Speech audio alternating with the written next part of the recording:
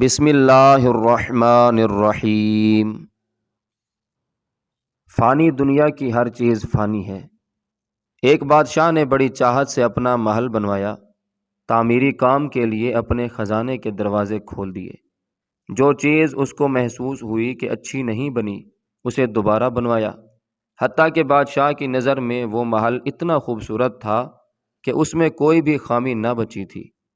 بادشاہ نے اپنی رعایا میں اعلان کروا دیا کہ جو کوئی اس محل میں نقص نکالے میں اس کو انعام دوں گا۔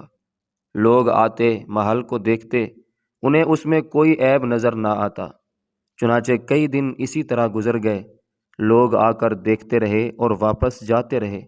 کسی کی ہمت نہ تھی کہ بادشاہ کے بنے ہوئے محل میں کوئی نقص نکالتا۔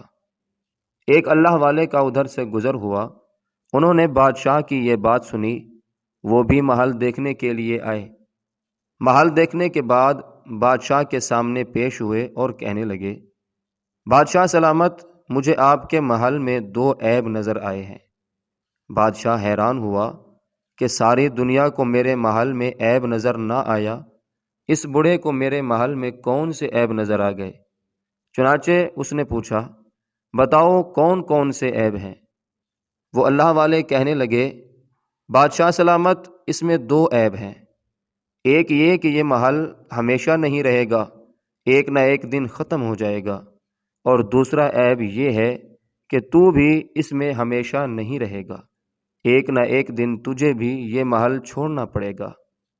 ایک بار محبت سے درود شریف پڑھ لیجئے، صلی اللہ تعالی علیہ وآلہ وسلم۔